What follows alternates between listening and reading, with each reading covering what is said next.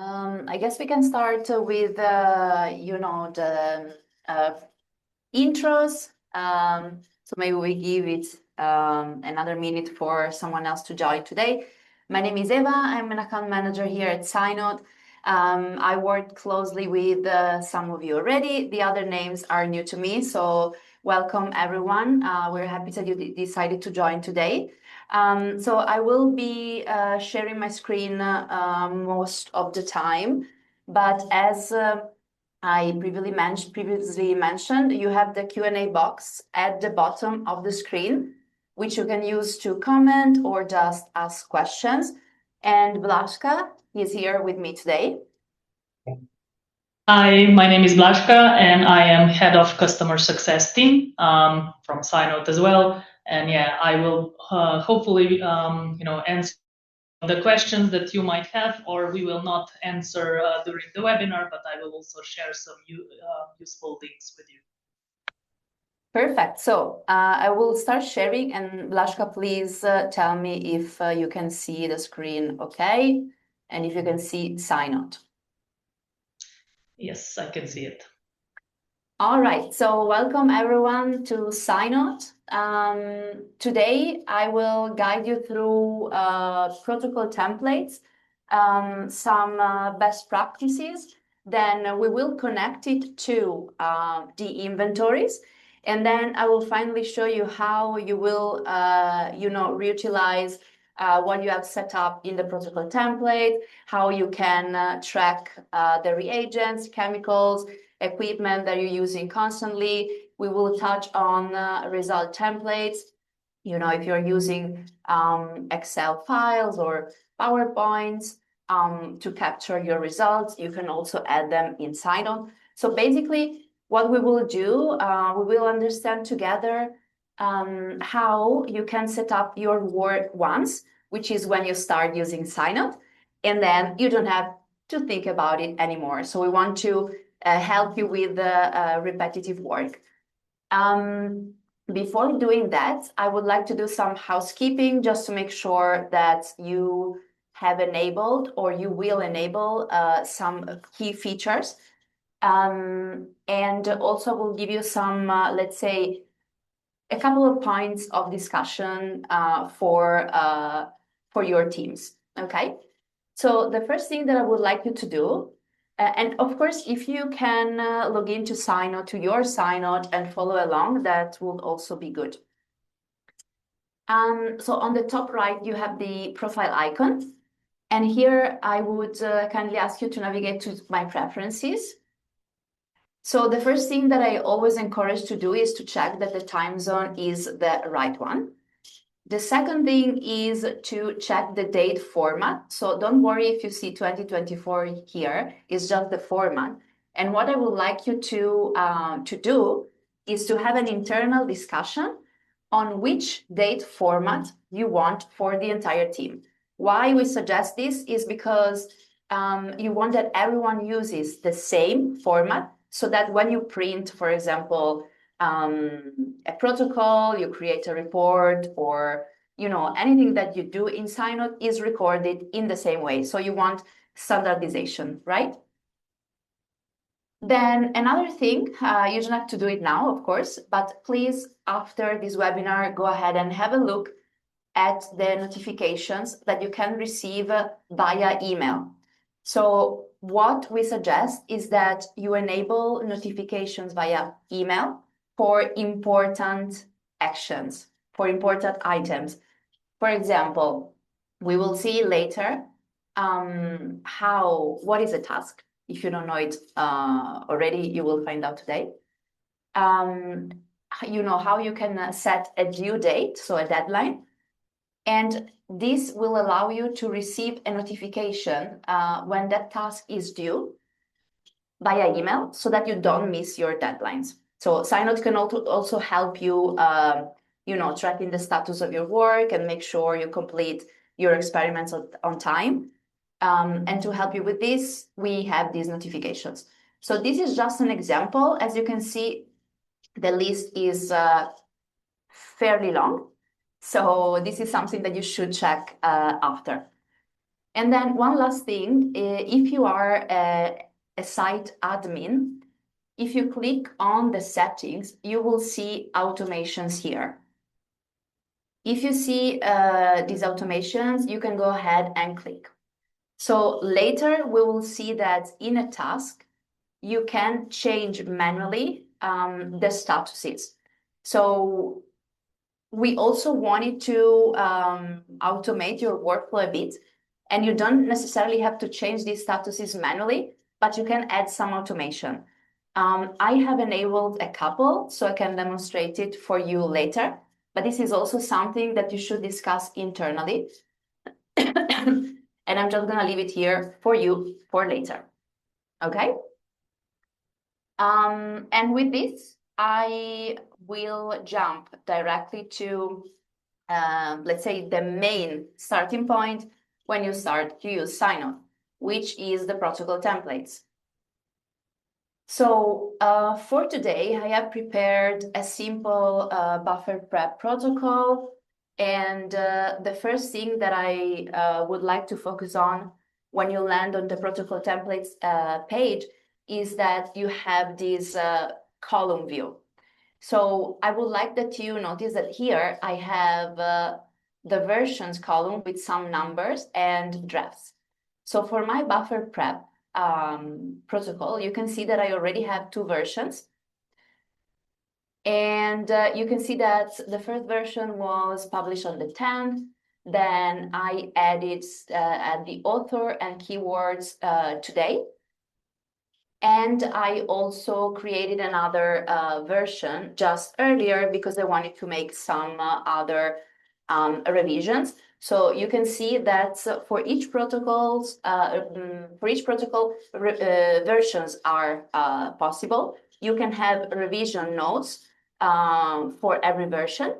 Of course, if you work in a regulated environment, you must add the revision notes. If you're not, you don't have to.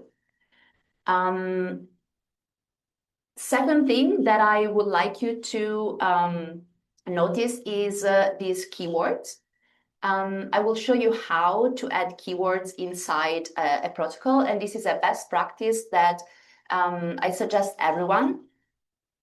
In order to classify your protocols and organize them, I suggest that you think about keywords and always add them. So keywords, you can, for example, use them for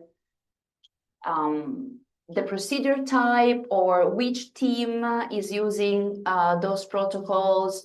I don't know, here, for example, I have vendor. So you can use them how you wish, but they are very useful because you can then imagine when you will have a really long list of protocol templates, right?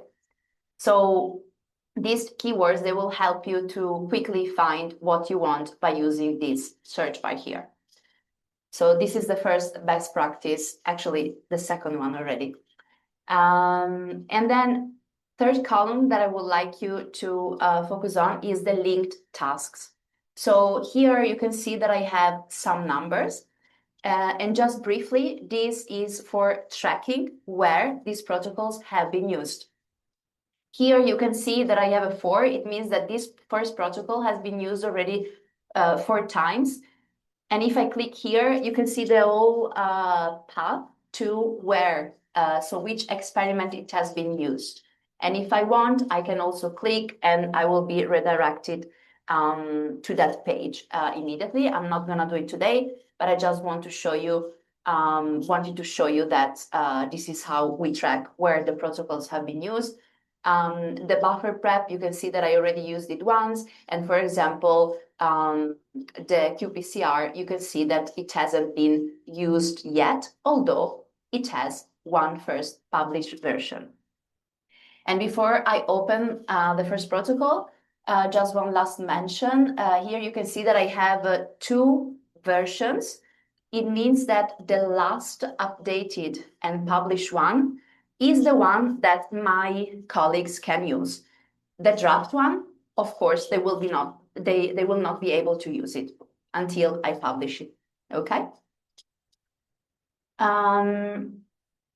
So jumping inside. So here I prepared a basic, as I said, a basic buffer prep protocol. You can see here that I am the one who created, but actually Blažka was the author. So basically I just took her template and created in SciNote. This part here is manual, so you can just type. You can decide to write initials, you can decide to type the entire name, that's up to you. And then these are the keywords that I was talking about. Just as a reminder, when you type a word here, after you need to press enter on the keyboard to make it, to save it, okay? And then here you can see that my protocol has some text, so I wanted to add a purpose in the first section.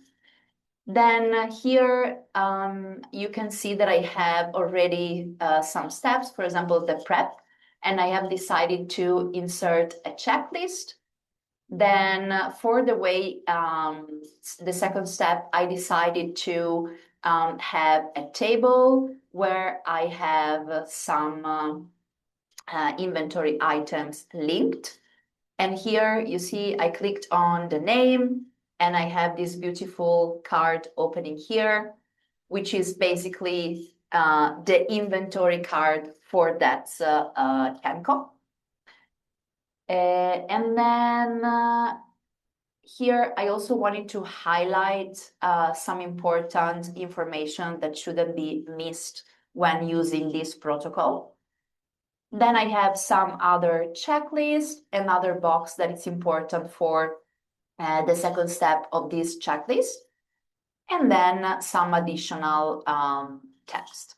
So I will demonstrate how I did all these things, but I will do it directly in a task, which is most probably where you will insert all your experimental data.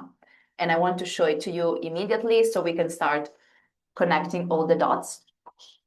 And before doing that, I also wanted to mention that apart from the protocol template itself, you can already add a template for capturing results. So in this case, what I did, I added some results entries, just two in this case. The first one is for raw data. So I wanted to give guidelines on where I want the raw data to be added. So here I simply linked an external folder because I imagine that I'm working with huge files, and I will not upload them to SciNote in that case, but I want to create a connection with an external folder. Everyone should know which one to use. So raw data, first step. Second, data analysis. For this one, I just added an Excel file because I'm using always the same template for analysis, and I want that everyone uses the same. Okay. If you want, in this case, you can also click on Insert Content, Text, and write an additional information for everyone. So something like, please use the below template for analysis data, etc., etc. Okay, so that's up to you. Another recommendation, when you set up these protocols, especially when you're starting out, you want to give some additional information for people to know, where to click and how to use the provided protocol. So maybe an extra piece of info is better at the beginning until everyone gets used to the new system.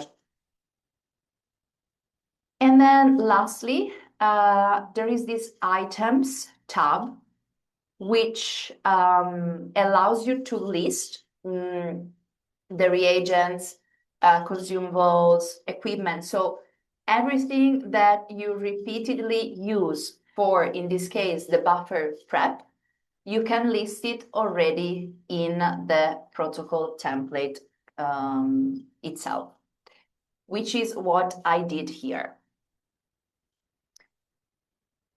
And before I go ahead, Blažka would like to check if there's any question. No, there has not been any questions. Are there any questions that maybe anyone has? No. We can move on. So let me just summarize what we have done so far. We have started with some housekeeping, which was preferences with the notifications and also the automations. I promise everything will make more sense at the end. After we touched on the protocol templates, let me actually go back one step. Protocol templates, how versioning and revisions are working here in SciNote, and also how you can track where your protocol templates can be used. And then inside, I've just shown you what I created. This could be a simple final SOP where you can have the procedure, you can have templates for results, and you can also have items here that you use constantly.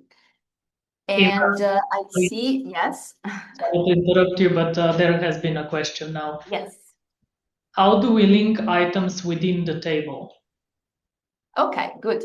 So here, that's a very good point, because linking an item in a table and linking an item in a text field is different. So in the table, you need to position the cursor in an empty cell, right click, and then here you can add smart annotations.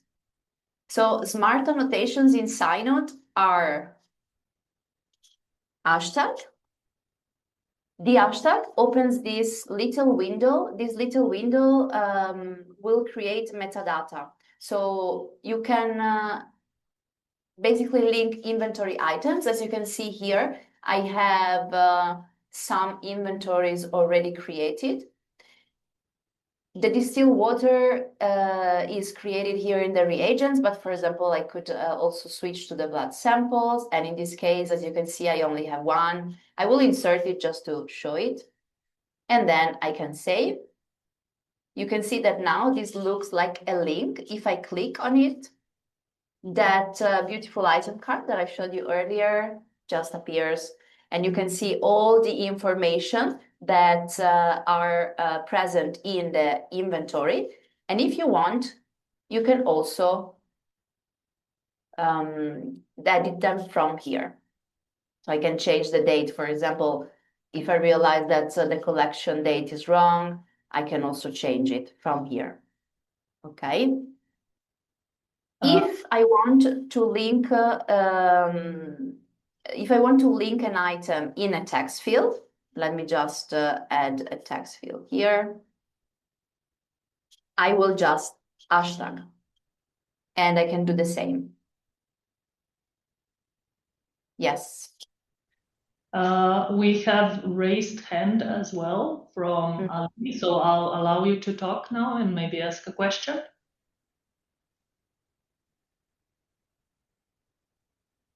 Hello, Ali?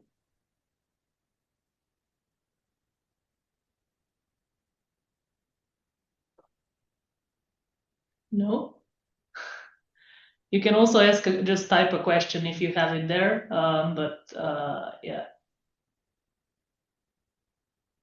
Okay, maybe if you want, you can type it, and in this case, I will proceed. Yeah. Okay. So smart annotation, just one more mention. You can also use the to collaborate with your colleagues, and I will show that in an actual experiment, so it makes more sense. So from here, I will open the reagents inventory. So basically, as a first step, you want to add to SciNote the protocols that you use the most. And then, of course, you also want to create the inventories that you use the most. So as a starter, we always want you to create protocols, then you create inventories, then you start to think about your workflows and how to put them on SciNote, and then you can start, connect all the dots. So as you can see here, I have a simple reagents inventory. I'm not going to deep dive, but you will see that these are the items that I also have in my buffer prep template when they are created, by who, and the amounts. So let us go back to the dashboard. So last year, my colleague Arun and I founded a fictitious company, which is called Pineapple Bio. And Pineapple Bio will accompany us to every webinar and workshop that we will do. So today we will work actually with Pineapple Bio experiment templates. And the first one that we want to work on is the buffer prep. So here you can see a simple workflow. And today we will work on the first one. So here you can see what I was telling you just before, that it's at the beginning always better to add some extra piece of information, because people need to get used to, the new way of working, and then maybe in the future you will have new users to onboard, and this little info is very important for everyone. So what I will do now, I will follow the first instruction, which is add protocol buffer prep, the one that I just showed you. How do I do that? From protocol actions, load from templates. So basically what I'm doing here, I'm pulling the list that I showed you before. I'm selecting the most updated version of the buffer prep protocol, and I am loading it to my experiment, basically. So this is where you will work. And you can see that now I have a second thing to do, which is from the assigned items, remove what is not necessary. So what I want to do, I want to click on assign items. You can see that I have 3 items assigned from the consumables. I can check, yes, I need them all, fine. And then I have the reagents. I have 5 items. And I decided that today I don't need the distilled water, just, of course, imagining it that I don't need it today. So I want to remove it. How I do it? I click on assign from. I select the reagents inventory, which is where the distilled water has been created. I will uncheck it, update the task to remove it. And as you can see, it's not in my list anymore. You can also see how in one click, actually 2, I uploaded the buffer prep and I can now start using it. So the checklist now work in this way. If I have performed the first step, I can click it. I did the second, I can click it. And I can also mark this first step as done. Okay. And here you can see how the status, I don't know if any of you noticed it, because if you were following my clicks, probably you didn't notice what happened up here. But before, when we started, the status was in not started. And soon after I uploaded the protocol, it moved automatically to in progress. So these are automations in SciNote. the ones that I showed you at the beginning. And then here we have, you see the table, and I also wanted maybe to show you how you can change the header of a table and also the header of a column. So it's all about the right clicks in this column, in these tables. So if I position the cursor on the table name, right click, you can see that I can rename it. And then, for example, if I position the cursor on the column header, I can also right click and you will see that you can rename the column. Okay, so these tables are similar to an Excel sheet, but I won't describe them as exactly Excel sheets. So, for example, how I have created this protocol template, you will always start from adding a new step. In this case, you can see that it goes at the bottom. You will give it a name. In this case, I can call it conclusions, for example. After I have created this, let's call it container of information, I can insert the content. And for now, we have seen text. And for example, you saw that I created a red box for handling, chemicals. How I did it? I just clicked table, selected one cell, then table properties, cell, table properties, cell, and then advanced. You can, for example, do solid, color, and then save. And you can see that I have now a red box, and here you can add caution. You can also change the color here. And then, of course, you want to resize this box. You can also, again, go to table properties, cell properties, and you can also, for example, make it thicker. So there are a lot of things that you can do. You can treat this as a Word, similar to a Word document, okay? I also like to mention here that you can insert pictures by clicking insert, choose, and then let me choose this picture here. Okay, so I like to have pictures here when I also want to add a caption next to them, okay? And then I like to add pictures as files, so insert content, file, and then I can do the same picture, just show you. So if I click open this now,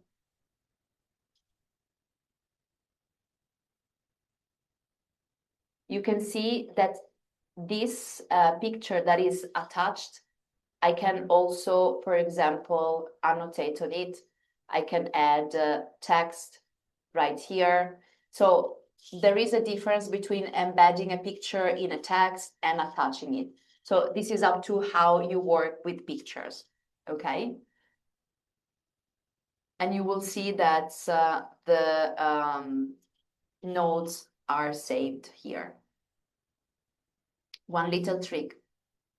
On all attachments, 3 dots, and you can make it larger. And probably didn't say it. Do we have questions?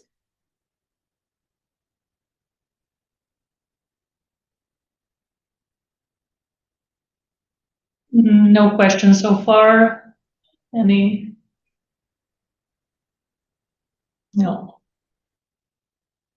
All right. So since we are talking about files in SciNote, there is one super important thing. which is an app that I would like you all to download if you haven't done it already. And this app is here in the settings. So top right corner, settings, you navigate to the add-ons. And then once you navigate to the add-ons page, in the middle of it, you have SciNote Edit. SciNote Edit is a little app that runs in the background of your computer, which allows you to open any file you work with. So because we cannot integrate with all the software or equipment that you use in the lab, we have this app that will allow you to grab those files, upload them in SciNote, and open them in desktop version. You can do the same, for example, for Excel on desktop. What files am I referring to? For example, GraphPad, FlowJo, Snapgene, you name it, okay? So please download this SciNote Edit because it's very important, will make your life easier. And just to demonstrate it, in the attached file here, okay, now you see that it's saved. If I click on this file, you will see here that I have, in my case, I don't know why it's not working here, but basically you will have two options. You will have the option of opening on web or opening in the desktop version, okay? So this is very, very important. Okay, so going back to what is possible here in my experiment in terms of content, we've seen the text. We've seen that you can have tables, you can have formatting, you can have images, you can have files, any file from your computer, or you can also create a file from scratch. So you can create a PowerPoint, Excel, or Word from SciNote directly. Then we've seen tables. So tables is actually these tables here. I've told you a couple of things before for the tables, but you can actually do so many things. You can, for example, merge cells. You can have formatting here. And these tables also support formulas. So for the formulas, you can right click and you can see, you can open here the supported formulas. I said before that this looks like Excel to some extent, but it's not. So please go ahead and check what formulas are supported. The good thing is that you can set up everything here. So in the protocol templates, in your template, you can set up the formulas that you need. So whenever you then upload the protocol in a task, the formulas will be already there. You don't have to do it every time. And then one little trick, say for example that you have some templates in Excel that you would like to input to SciNote, to a SciNote table, for example. You can insert content, table, and then here you can import. So you can use this little icon. And then here I have an example for samples and dilutions. I can open it.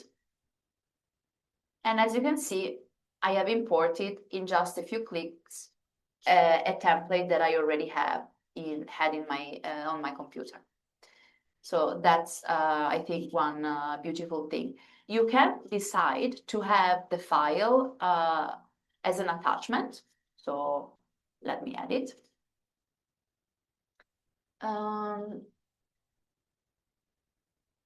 It's totally up to you. The good thing with the tables is that you have them here. You can visualize them in a simple way, and you can just click and start adding data.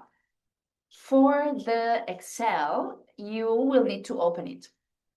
So it's a couple of extra clicks. So suggestion is if you have simple templates, simple tables, use our native table, so insert content and table. If you have more complex Excel files, which, for example, contain graphs or conditional formatting or more complicated formulas, then yes, go ahead and attach them. Okay.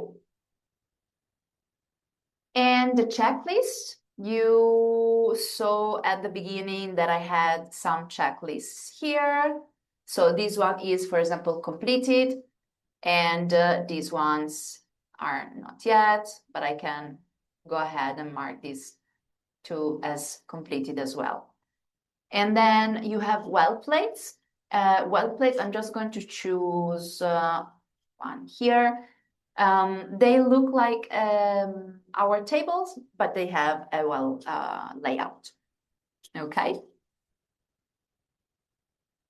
And I mentioned when Samia, you asked me a question regarding the hashtag of items in the table, I mentioned these smart annotations. So smart annotation is not only the hashtag that, again, allows you to create links to inventory items, to previous tasks, experiments, and projects. But also we have at, like a social media, you can talk, tag your colleagues. So SciNote, it's also a collaborative tool. So we encourage you to tag your colleagues. You can write them a message here. Maybe they should check a part of your work. They should do a specific thing. You can use these tags to send them messages. So basically, why I showed you the notification at the beginning is because you also want to see if you are tagged somewhere. You don't want to miss the message. You want to receive it via email. This is a perfect example where you can use this ad also here in the comments section. So each step has a comments section where you can add a colleague, or you can hashtag to add additional information. Okay. Okay. We have a question. Yes. So how would the two options look like in a printed report? So this is for the table, so the native table and the Excel file table. Okay, this is a very good question. So basically, the report looks exactly like you see it here. Okay. For the files, for the Excel files, it's important, let me actually go. It's important that before you generate a report, you click on the three dots and you show it, you set it to large. Here is loading, it will show up shortly. But remember to set the files to large so that in the report they can fit properly. Okay. So this is my recommendation. The only thing is you will not be, basically you will only see the first sheet. Okay. If you want to attach the full Excel file, the files should be attached in the results. Okay. And Blažka, maybe you can help me. We have actually, or just remind me at the end, because we have a list of best practices for creating reports in SciNote, which we can also share. I can also share it now. Okay, good. Share it again at the end. Perfect. So yeah, I would say this is the main difference between the table and the Excel when you create a report, when you print in general. Okay. Yeah, and here I switched to the results tab just to show you that what we added before, it's here. These are my templates for results, and they can be used. So another best practices is number your results entries or start with A, B, C, because then you will be able to easily sort them by using these sorting options here. Okay, so I would number or add a letter initially. If you want, you can also pin a specific entry, so it pins at the top. So I'm imagining again a long list of entries here. You want to pin the most relevant, you can do it from here. Results entry work exactly like the protocol. So here we have a new step, and then you start inserting content. In the result tab, you have new result, and then you start inserting content. It's the same reasoning. One important thing to mention here is that each result entry can also be linked to a specific protocol step. So, for example, the analysis, I'm going to link it to the conclusions. So step 8, link. And now here you can see that I have a number 1 indication. I can click and I can click on step 8, and the system brings me directly to step 8. Okay, and the other way around, of course. Okay, so there's so many things that I want to tell you today, but I will stop again to see if there are other questions.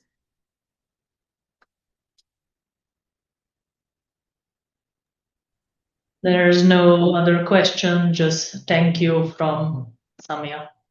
Okay, thank you. So maybe some other important things before closing. The detailed section here at the top of your task, it's always hidden, so click to show everything. And I always advise that you use at least the due date. It can be changed anytime, but you can use this. You have to use it if you want to properly use the dashboard. So I'm not covering the dashboard today, but feel free to reach out to Blažka or myself. We can, explain you more about how you should use the dashboard, because it's very good for, again, seeing how you are progressing, if you are behind with something. So that's very important. Then one other mention here are the tags. For today, you can see that I have created some examples, such as tags for the result of a testing, negative or positive, wet lab, dry lab, the project number, anything you can think about, anything that's helpful for you to, again, classify and later easily search for your experiment, you can put it here. So in the same way that I told you, think about how you can use keywords in protocol template. Here you can use tags in the task. These tags can be used in the search bar here on the top to get a list of tasks where the same tag was used.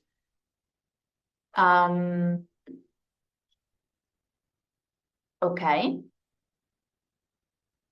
And then for the ones who will be using signatures, I will just briefly go over the entire status flow. So some plans you will see, so some of you will see that you will stop at the green completed task status, sorry. And some of you will see the entire workflow. So in review is the status that locks completely every data entry here. and will enable you to manage signatures, to ask or reject, etc., etc. So this is the status workflow. And then we can go back to one important thing before I let you go. So I told you that today we were using Pineapple's experiment templates.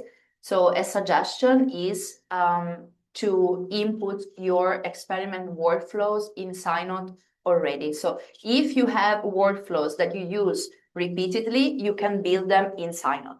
How? This second icon in the left side menu, it's very important because it's where you start creating your data structure and workflows. So if you click here, you will navigate to projects. In my case, I have the workflows project here. So create one project called experiment workflows, templates, whatever makes sense to you. Then inside, I have created this workflow for the Western blot. And here I have the experiment breakdown. So in my case, these are task cards, okay? In my case, each task card will have one protocol. But this is just my setup because each task can also have multiple protocols.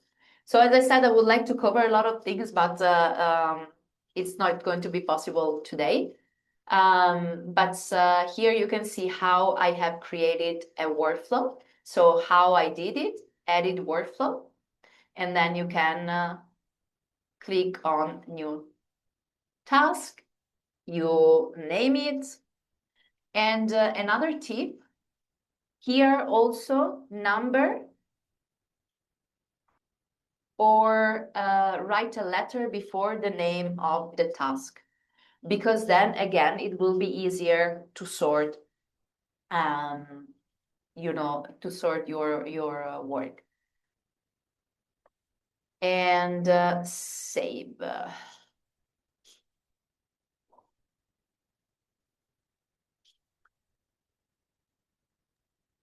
Eva, we have another question. So the question is, how would the status change to complete once all the results are added? We can have a look together. So we go to the settings, automations. So today we focused on the status, of the task, on the task. So task related statuses. And here you can see that when all the steps are marked as done, so we can definitely go back to that task, which is this one that I pinned here. And the buffer, and I will mark all the steps as done. 4, 5, 6, 7, 8. Eva, I'm not sure you had the automation set up, did you? Oh, let me check. Thank you.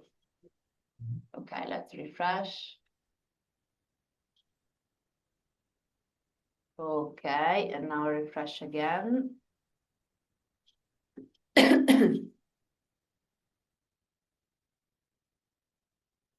I led. I don't think you have completed all of them, just collapse all the steps.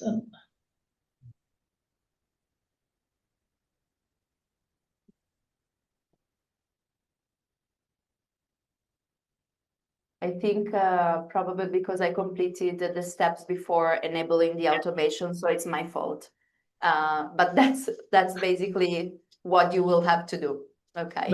But to answer the question, so yes, you can set it up to change automatically when all the steps are done. We don't have any kind of automation for the, if the results are added or something like that.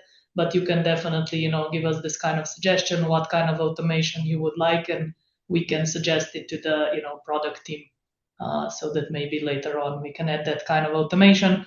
So, but if you don't have this automatic update, you can also manually change the status. So when you think, the task has been completed. Yeah.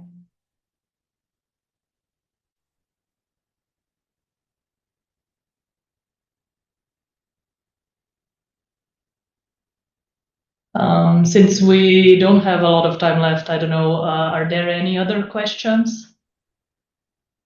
For future webinars, please include inventories and item management as well as forms feature. Thank you for suggestion. Definitely, we will take this in. Actually, we will have soon a webinar all about inventories, right? Yes. Okay. So maybe we can share that in an email. So the email, sorry, the date.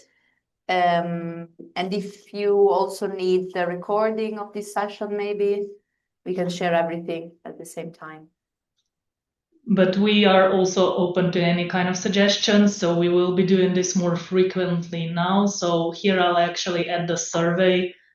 You can add any kind of comments or suggestions. How did we do and what you would like to see more.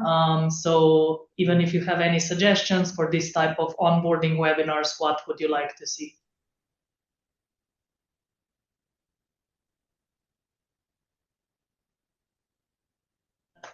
Samia, thank you for all the questions as well and all the feedback. We appreciate it.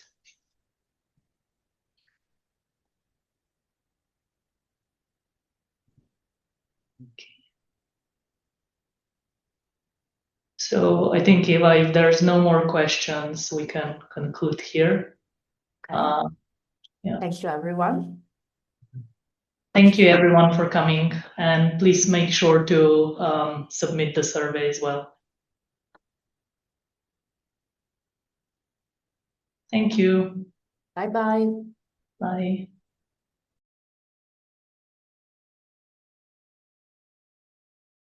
Being said, welcome everyone. Good afternoon. Thank you for taking the time to join us today. My name is Arun. I'm a solutions engineer at SciNote, and I'll be running the webinar today. And I'm joined by my colleague, Jack. Jack, do you want to say hi? Yeah, hi everybody. I'm Jack. I am the academic ambassador and a key account manager here at SciNote. So we're just really excited to show you how to get started, and hopefully we can give you some good tips for using the ELN. Awesome. Thanks, Jack. And for anyone that has any questions, please feel free to use the Q&A option or chat option to drop in your questions through the course of the webinar. Jack will be answering questions in the chat if he can. If not, he'll flag it for me. And if we're on that specific topic, we'll take a moment to answer the question while we're on the relevant topic. If not, at the end, we will definitely have a dedicated session to go over any questions that you might have. And with that being said, let me share my screen so we can get this started. Jack, can you just give me a quick confirmation if you can see my screen with SciNote? Yep, we're good. Perfect. All right, so we're going to start off here in this section called Protocol Templates in SciNote. This area, you can think of it as a repository or a library of all of your routinely used protocols. The idea is that if you have a protocol, SOP, test method, analytical method, etc., that you're routinely performing in your lab to run experiments, generate results, etc., you can create it once, save it as a template here in SciNote. Once it's saved as a template, the next time you need to run that method or use an SOP to generate some data, you can simply access the template, load it in, and all of your content, so all of the steps, any tables with formulas, any attachments, images, all of that automatically gets populated for you into the task where you'll be capturing your results. This is a nice way to save time when it comes to routine procedures that you're performing on a regular basis. When it comes to building your protocol template, you can click New Protocol Template. It'll create a blank template for you. In that template, you can add steps, and in each step, you can populate content for that step. I'll give you a quick preview of what a populated template looks like. So in every template, you'll see a section for protocol. So you can template information such as the protocol description, of course, all of your steps. These steps can include tables. They can include tables with formulas in case you're performing calculations like dilutions or any concentration-based calculations. And then, of course, you can also have images, even Excel files attached, or other image files attached as well. All of this as a part of your template can be captured and can be accessed when you use the template. In addition to templating your protocol steps, there's two other areas that you can template. For a given SOP or procedure, if you'd like to standardize the layout of the results and how the results are captured, you can absolutely do that by templating results as well. So here in the results category, you can see that there's the option to template your results. This includes being able to template the layout by predefining result headers, also including attachments that need to be filled out or tables that need to be filled out. So anything that you want to standardize as a part of the results section, you can template as well. And lastly, you can also template items. So if you know ahead of time that for this specific procedure or method, there are fixed items that you're always going to be using, you can go ahead and template those items here as well. Now, a note of caution when templating items, if you have items with different lot numbers or expiration dates, I always recommend double checking the item after you load the template just in case it's expired. Of course, if you're working in a pure R&D environment with not as many compliance restrictions or burdens, then using expired lots may not necessarily be as impactful as if you were working under a compliant environment. So just something to keep in mind if you are going to be templating items. Okay, so now we've looked at your protocol that you're going to be using. Next, I do want to take a quick peek at inventories, but actually I'm getting ahead of myself. Yeah, go ahead, Jack. Sorry, I was just going to flag a couple of questions we got. So first, Scott asked, may I see how Excel files are added? I'm guessing to a protocol template. So Scott, if it's not unclear, that was where you just add the content in the step, but we can take another look at that really quick. Yes. Okay, so adding Excel files to your protocol. So I'm going to open a draft version of a protocol just because the one I was displaying was already a published version. So you can't edit a published version. You'd have to create a draft of that before you can edit it. But I have a draft readily available here. So let's take a look at that one. So in this one, once I give myself access, all right.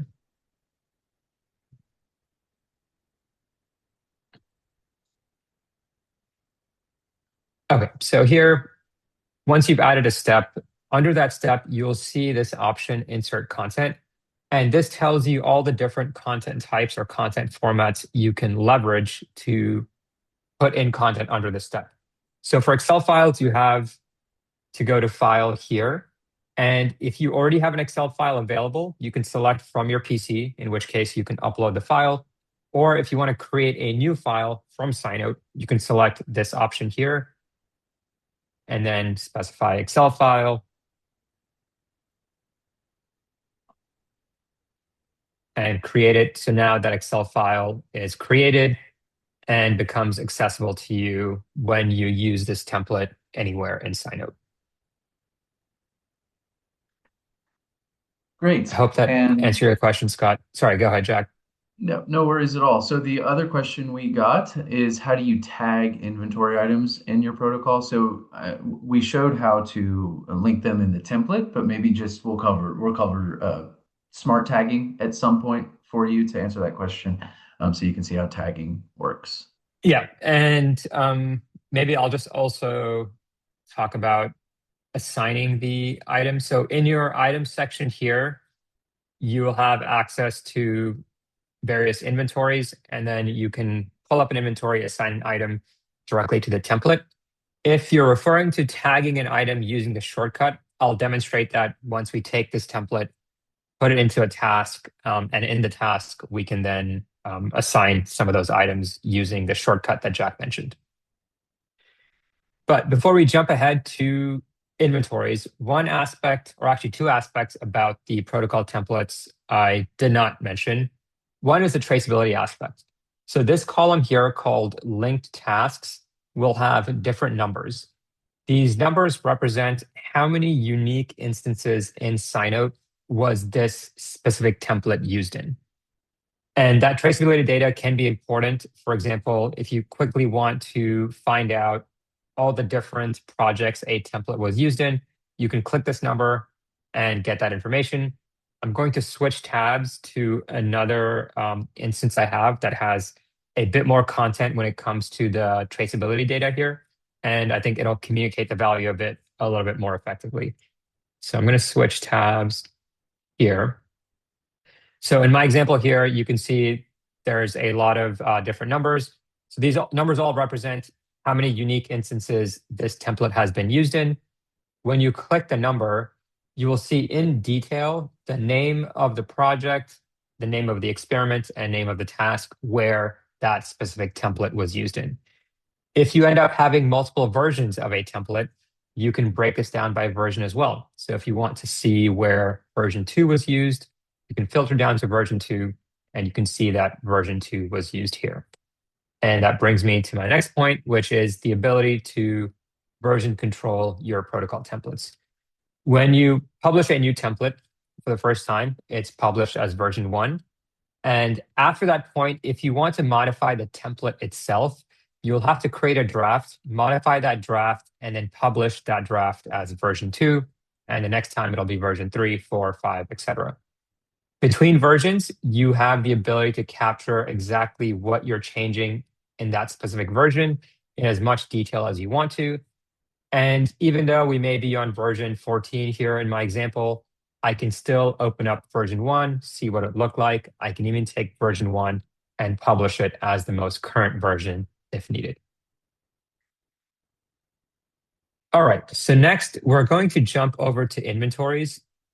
And I want to give you a couple of examples of what your inventories could look like. And after this, we're going to jump into a task and then take the template that we have, take a couple of inventory items, put them together, and generate some results so you can see how they all come together. With the inventories, in SciNote, the inventories are customizable from the ground up. So when you create a new inventory, you'll notice there's only, I think, about 4 or 5 columns that appear. You can hide some of the columns that you don't need. And from that point, you can add additional columns depending on what data points do you want to capture for the items that you're capturing in that specific inventory. So as an example, here we'll take a look at this consumables inventory. And so here you'll see quite a few columns. All the columns after this item stock column, so from manufacturer onwards, are custom columns that were created for this specific inventory.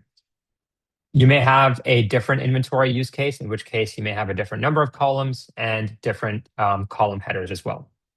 Also, for each column, you can configure what type of data you're capturing, whether it's stock, whether it's a date, whether it's a fixed list that you can select from, or in some cases, you may want to upload a file, maybe an SDS sheet, instructions for use, or if you have a plasmid inventory, you can upload a plasmid file. So the use cases are numerous. It just depends on how you configure the inventory for a given use case. And I'll switch to a different inventory here just to give you a few different visuals on what they can look like. So here I have an instrument inventory. I'm tracking availability, reservation, calibration due dates, location, things like that. And then here I have a plasmid inventory. So I'm tracking when it was prepped. I have the actual sequence file attached. And then I have a child of this plasmid in case you're creating additional vectors or children from existing plasmids, you can keep that relationship intact and track it in SciNote using the inventories. Okay, so now we've looked at the protocol template, we've looked at a few inventories. Now let's put them together in a task and look at how you can capture results. So for that, we're going to switch tabs here. So I have an empty task already created. First thing I'm going to do is load my protocol template in. So we go to protocol actions, load from templates. This is going to list all the templates that have been published that are available for me to use. There is a search function here. So if you end up having 15, 20 templates, you can search by template name or even by keyword. But for today, I know it's this template that I'd like to use. So select that, click load protocol. And here you can see all the protocol steps have been automatically populated, including all the content in each of these steps. And additionally, we can see items have automatically been assigned based on what was captured in the template. But if you need to assign additional items or modify some of the items that have already been assigned, you can always go to assign from, open up any of the inventories, and either update the existing items or assign new items as needed. For any of your items where you are tracking the stock, what you'll see is these two columns. One will tell you how much stock you have on hand, and the second one will allow you to input how much you're consuming. So in this case, if I input how much I'm consuming, it's automatically going to update the inventory to reflect how much is left. So now anyone else that opens up the inventory or takes a look at this item will see the most up-to-date amount that's available to them. And then you're also seeing a warning sign here along with a warning sign here. So that's our low stock reminder that automatically triggers as long as you've configured the low stock range for each of your items.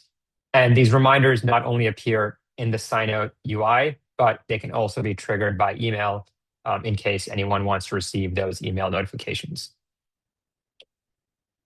All right, coming back to the protocol itself, a couple of things that we can do here. Actually, first, notes section. So this is sort of a free space for you to capture any background notes. You can insert external references, any additional context you want to capture. You can use this space for that. Another creative use for this space that we've seen is to tag your colleagues and leave them very specific instructions. So here, for example, I can tag Jack. And when I tag someone in SciNote, they do receive an email letting them know they've been tagged. And then I can leave Jack a question, comment, instruction. In this case, I want Jack to review another data set in SciNote before he proceeds with this protocol that we have open currently. So I can ask Jack, please review results from previous run. And in SciNote, when you use the hash key, it brings out the smart annotations pop out here. And from here, depending on what I'd like to reference, in this case, I want to reference a specific task because that's where the results are contained. I would switch this to task. I can search for a task by name. I'm just going to pick the first one available here. And then once that's captured, this task becomes hyperlinked. So now for Jack, as soon as he receives the notification, he can jump into SciNote, look at my question, comment, or instruction for him. In this case, it's an instruction to review this data set. And since this data set is hyperlinked, he can click on this. It'll take him directly into the specific data set I want him to review. And this tagging feature and smart annotations feature can be used anywhere there's a text field. So it's not restricted to just the notes section here. All right, so coming back to our protocol, I'd like to do a quick review on the different content types that you can use when you're building out your protocol template. And those same content types are accessible to you here in the task once you've loaded the protocol. So once you've created a step, you'll see the insert content dropdown. From here, you'll see all these content types. If you select text, you will get a text editor that looks, well, I'll just add one here. And then in the text editor, you can type out your actual protocol steps. You can embed tables. You can embed images as well. You can insert links. And you can use the tagging feature here if you want to. You can also use the smart annotations. And to answer one of the questions that came up earlier, being able to assign items using the shortcut. So you would do that in a text field. You would go to inventories. You can select a specific inventory. So let's say we'll go with consumables. Oops, sorry, I clicked refresh by accident. Let me try that again.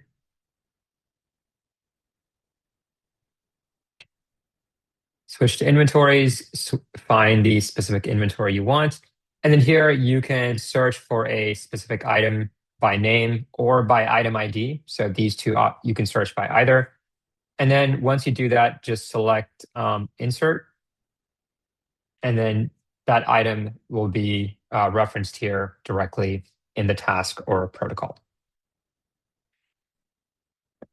A few other content types. So if you select table, these will drop in the SciNote tables that look like a light version of a spreadsheet. You can directly input data into these spreadsheets, or into these tables. And in this case, we have some items that are linked here. So you can click on any of these items and it brings up the item card, giving you information about the items and also allowing you to update any data points about the items that you want to.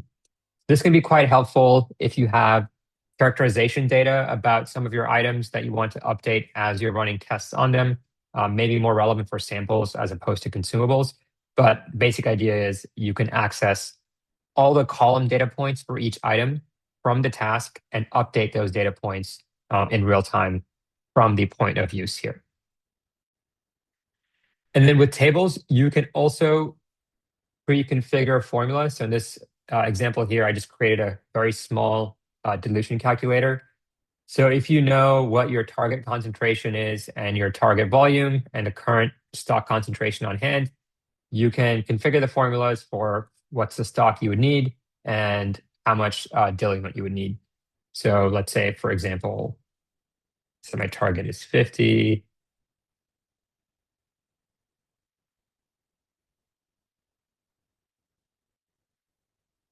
And I have concentration of 200. This automatically is going to tell me I need 25 mils in volume and I need 75 mils of diluent to get the desired concentration at this desired volume. So this is just one example, but you can pre-configure different use cases using formulas because the SciNote tables support about 150-ish formulas, and the formula structure is identical to Excel in almost all cases. But let's say you're used to using Excel for these type of calculations. Well, not to worry. You can upload an Excel file that looks like this here. So you can upload an Excel file as an attachment. Once it's uploaded to SciNote, it becomes accessible. So here I can open this file. I will get a preview, but if I click this option, I can open this file in a new tab in Excel Online. And so here it should be coming up in Excel Online. And I can use any formulas that have been pre-configured here for me to get the desired calculations that I want to. So both options exist if you want to use the SciNote tables or if you want to continue using Excel in conjunction with SciNote. And I'll talk a little bit more about attachments in a few moments here, but just to wrap up the remaining content types. We also have checklists that you can use. So you can add checklists that look like this. You can add them at the beginning, the end, the middle, and they're a nice way to check things off as you're completing them. And the action of checking things off does get captured in the activity log and the audit trail with the timestamp, date stamp, and user ID.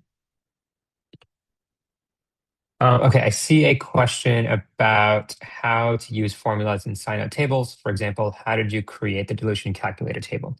Good question. So I created this table as a part of the template, but I can create a new table here right now. It's the same approach whether you're doing it in the template or you're doing it in the task. So you would go to Insert Content, select Table. So this is going to give you a standard 5x5 table, but of course you can insert as many rows or columns as you need to. And then you would just give this column headers. And now let me remove these values here to show you where the formulas are. So formulas are actually configured in these two cells here. So the exact formula I configured, I believe was, A1 times B2 divided by C2. So it equals to, same thing as Excel. Then you select the relevant cell, select the operation, select the second cell, and then operator again, and the third cell here. And same for this one, equals to, I think it was this minus this. And so now if you fill out the information here, we'll start seeing some numbers pop up. So this is automatically going to give you the output depending on what data points you enter here. And of course, you can drag these formulas all the way down. So if you have additional calculations you need to do, you can do those as well. So you'll get different numbers here depending on what you input. I hope that answered your question about tables or formulas and tables.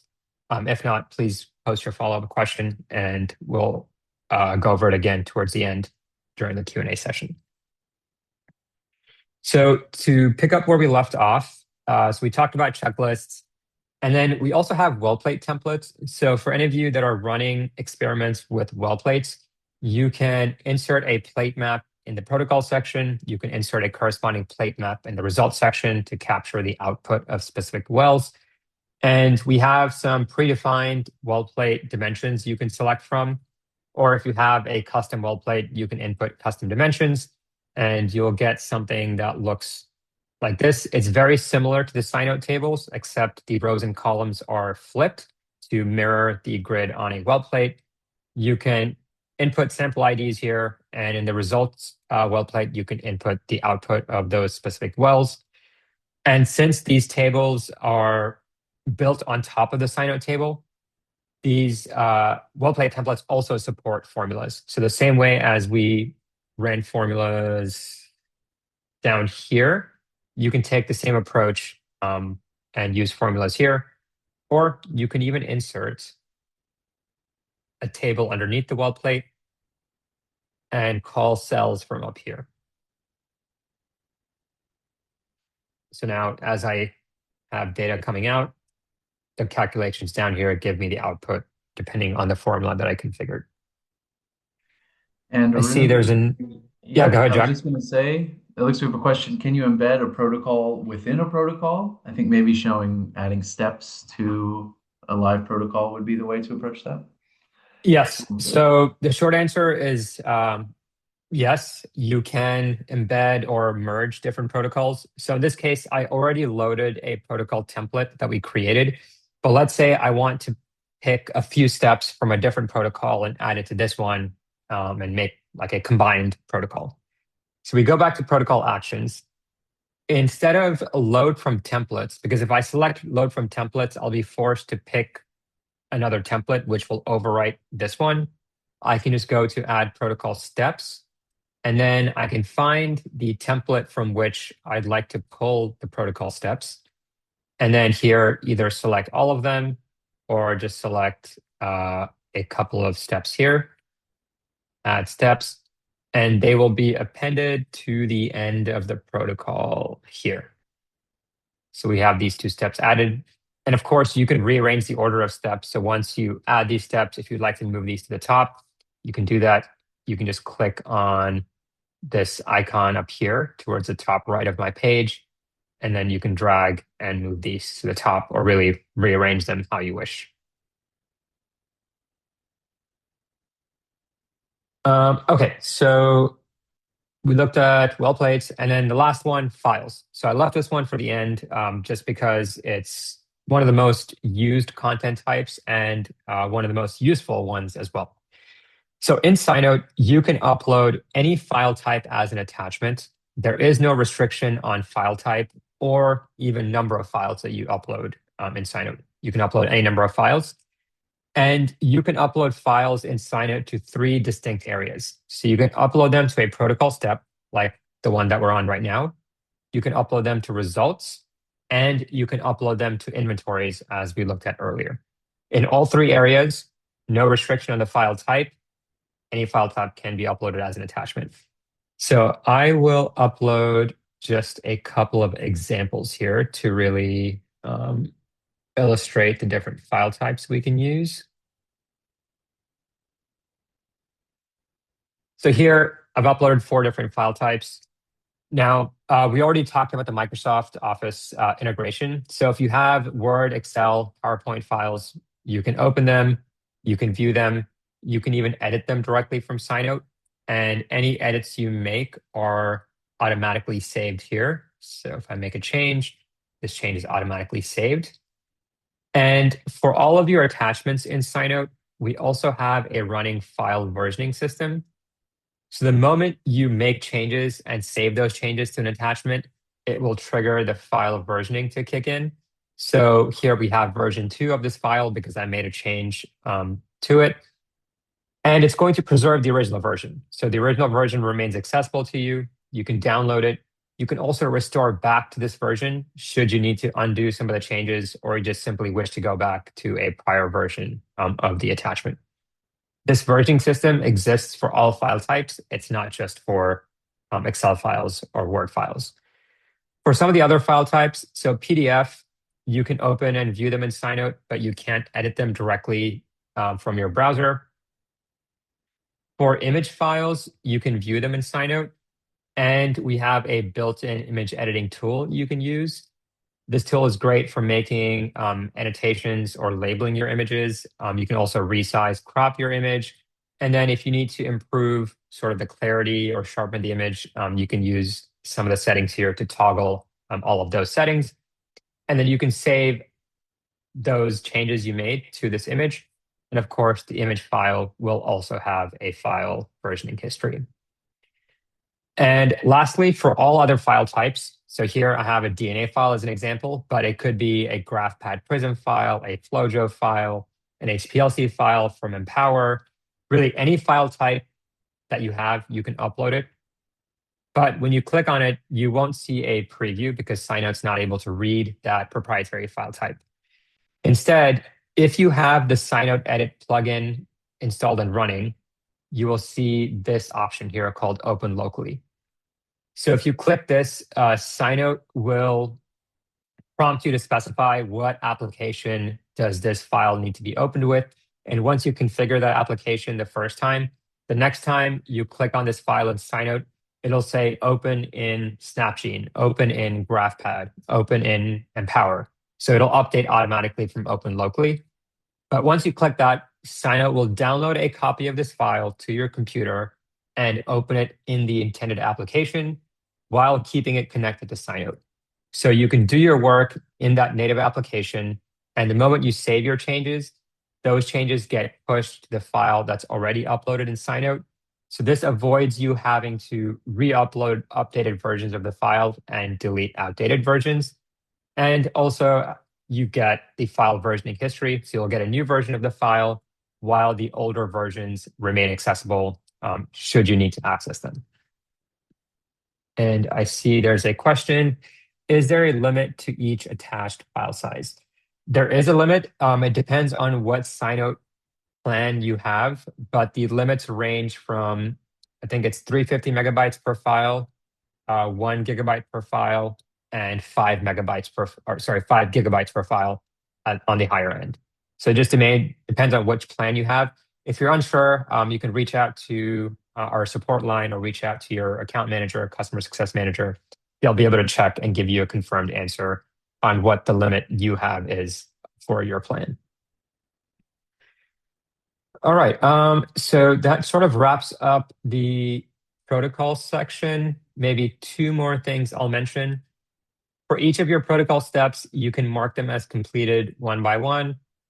This action of marking a step as completed also gets captured in the activity log and audit trail in case it's important for you to track when a step was completed and by which individual. And also all of your steps here have comment areas in case there's a question or a comment on a particular step. You can capture that information here. You can also tag users here. So if you want to tag someone and leave a comment, you can do that here as well. They can respond back to you in the same comment thread, tag you back. All the data that's in the comment section here is preserved and is searchable using SciNote's global search. All right, now we're going to jump over to results here.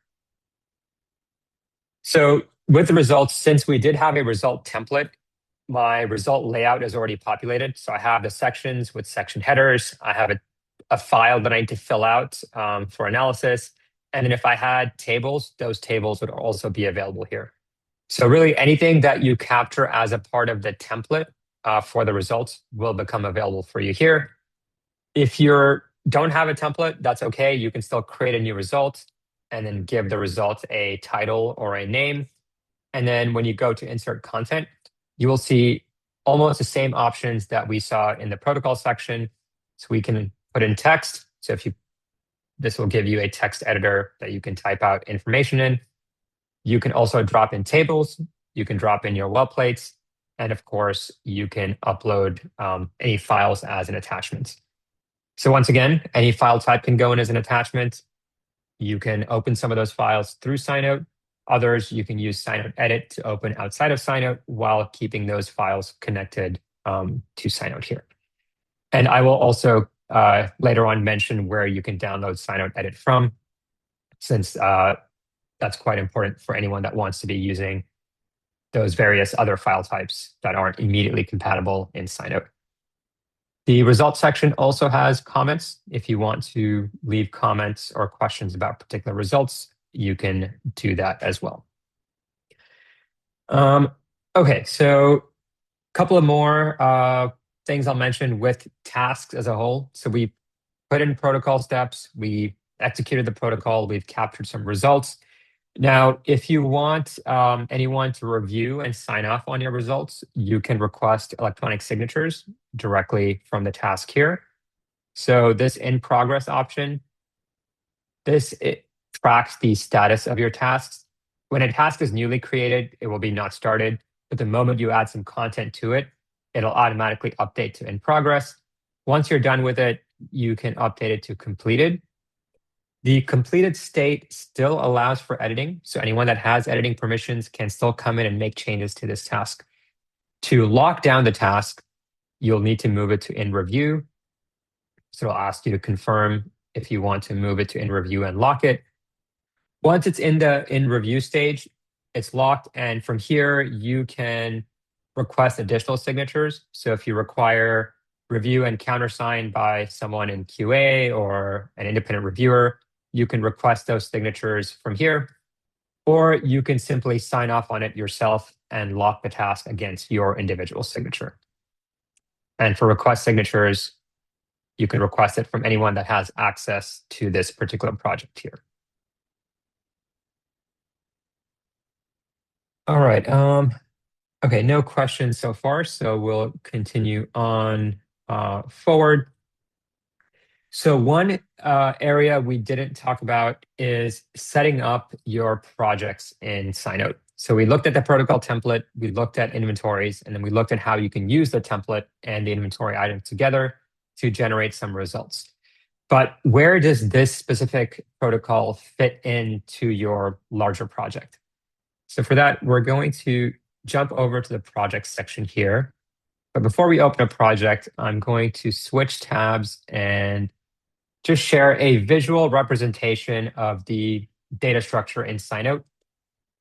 This first layer here, organization, just refers to your unique SciNote instance. So it's like your company name.scinote.net, which is what you use to log into your dedicated SciNote instance. Once you're in SciNote, depending on your plan, you may have the ability to create one workspace or more than one workspace. And the workspaces look something like this. So the very top of your screen, you'll see this option here to toggle through different workspaces if you have a plan that allows for multiple workspaces. But once you're in your workspace, that's really where the data structure starts in SciNote. So we have a standardized data structure that all users adhere to when creating their projects, managing their projects, capturing new data. It's a pretty simple structure. We label the 3 layers as projects for layer 1, experiment for layer 2, and task for layer 3. You can create as many projects as you want to in SciNote. In a particular project, you can create as many experiments. In a particular experiment, you can create as many tasks as you want to. Now, I would encourage, if you're struggling with determining how to set up one of your actual projects in the lab in SciNote, I would encourage you to look at this data structure and not get fixated on the label of project, experiment, task. Just think of these as labels for layer 1, layer 2, layer 3. And I recommend taking a bottom-up approach. So start with a task. So identify what it is that would be a task, because the task is the only place where you can capture protocol steps and results. So even if you create a project and an experiment, you still need to create a task before you're able to have protocol steps and a result. So if you can identify what is a task for you, then you can group tasks that are related, that are part of the same study, same batch run, same experimental workflow, and group them together as an experiment. Then you can take related experiments and group them together as a part of the same project in SciNote. You may have instances where you just have a project, one experiment, one task, another experiment, another task. It's not always that you may have multiple tasks in an experiment. It just really depends on your use case and what type of work you're doing in your lab. If you need help with mapping out your data structure in SciNote, you can always reach out to our support pipeline or your dedicated customer success manager. I'm sure they'll be able to point you in the right direction or give you some tips on different approaches you can take for your specific use case that you have. So now we'll come back to SciNote and we'll take a look at the project that we were working in. So this is the project that we were working in. So our task that we loaded the template into and captured results was a part of this project. When I open this project, you'll see there's one experiment in this project, but you may have multiple experiments. And when you open the experiment, you'll see all the different tasks that are a part of this specific experiment. And this is the canvas view where you can visually map out the flow of your work. If this view isn't really as relevant or useful, you just prefer to look at things as a list in more of a tabular format, you can switch from canvas view to table view, in which case you will see all of the tasks in a table along with all the metadata for each of these tasks here. And this experiment workflow is fully customizable. This is a simple linear workflow, but you could have more complex workflows. And let me see if I can find another example. Yeah, so you could have something that looks like this as well, where there's a lot more going on, things happening in parallel, converging into other tasks. So all of this is fully customizable. It really depends on your use case and how you want to set this up. And maybe just to close things out, SciNote Edit, sorry. I said I would go over where you can download SciNote Edit from. So if you go to Settings and go to Add-ons and scroll down a little bit, you'll see SciNote Edit here. Click Download, and then you can select between Windows or Mac, and then it'll download the appropriate application, install it on your computer, and it should be up and running. I see there's a question. How are those connections between tasks created? Good question. So let me go back to our project. So once you create an experiment, you'll need to create edit workflow here. And then you can drag a task in. And to connect this to another task, click in the middle of the task and hold your mouse down and just drag it over here. And make sure you click Save here on the top right. And these links that you make can be modified at any point in time. So later on, if you need to update this, you can come back, break the link, or add a new task with a new link. So you can update these at any point in time. And then once you're done, just remember to click Save here. And I see another question. I have a problem with changing the order of tasks. I'm worried if I delete one task and add that at the end, it'll be noticed because of the task ID of that deleted task will be missed. I don't want it to look like I deleted some information after I did something. So changing the order of tasks. So in this workflow view, the order of tasks will just appear however you created them when you built out this workflow. In the table view here, you do have a few options to sort tasks. You can either sort them by name. So in this case here, since they are numbered, it becomes a lot easier to sort them either ascending or descending. You can sort by task ID, but you may run into the issue that you mentioned if you sort by task ID, just because task IDs in SciNote are unique all across SciNote, even across different workspaces, different projects. So when you create a task here, and let's say I have 762, in a different project, if Jack creates a new task, that task will become 763, and when I create one here, it'll be 764. So maybe sorting by task IDs might not be the best option, so I would recommend sorting by task name. And then if you create a task by accident and you don't need it, you can archive it. So simply select the task and archive it. It doesn't permanently delete the task. It simply moves it from this active state to the archive state. And in the archive state, it preserves all the data. You can still access the task and restore it back to being active. And another option is if you created a task by mistake, go ahead and archive it. And down the road, if you need to create a new task, you can always restore that archive task to being active and simply rename it. Because you can always click on a task here, click edit, and rename the task, and then populate it with content that you will actually be using the task for. I hope to answer your question. If not, please reach out to our support line and we'll be able to help in more detail with your specific issue. I see another question. Is SciNote Edit needed to be able to see the desktop and web version? I'm assuming this is for Microsoft Office files, and the answer is yes. So if I have my Excel file in this case, if you don't have SciNote Edit installed, you will see just this first option, open in Excel for the web. If you have SciNote Edit installed and running, you will see the second option here. Second option allows you to open this file in Excel on your desktop, which has certain advantages. If you're doing visualizations or if you have macros running, then of course the desktop version of Excel is a lot better than the web version of Excel. A couple of last minute things I'll go over. One is the search function in SciNote. So in the top here, there's a global search. You can search for any data that's entered into SciNote. So as long as it's somewhere there in SciNote, it becomes searchable.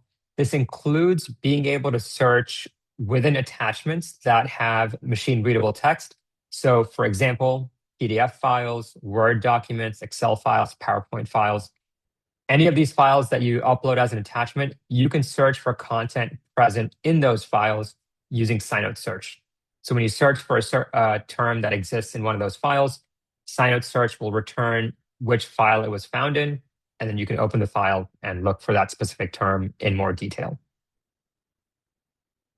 And that sort of covers all of the core topics I wanted to go over. Of course, we weren't able to cover some of the deeper topics, but if you have any additional questions, you can always reach out to our support line or your customer success manager. And we also have a knowledge base for quick answers. So our knowledge base does cover all of the topics, not just the core ones. So feel free to look through those as well. But I'll hang around for another minute or two for any last minute questions. If not, thank you all for your time. Really appreciate the questions and engagement for everyone. Okay, I see a question. Yes, if you missed the first part of it, a recording of this webinar will be available and will be sent out shortly after this session.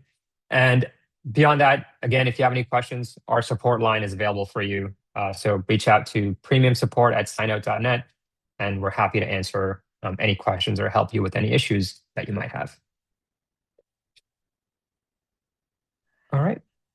Lastly, I would just say thanks, everybody. I've been putting some helpful links in the chat, so hopefully you've seen those. And the last one I put is a survey for this webinar, which we would greatly appreciate you filling out if you have a couple of minutes. Oh, do we have one more question? Thank you. Very helpful. Yes. Thank you for joining. You're very welcome. And yes, please do fill out the survey. I think there's a section in the survey to mention additional topics you'd like to see in a webinar. And yeah, please feel free to give us your input because we're happy to take that information and schedule more topic-focused webinars as well.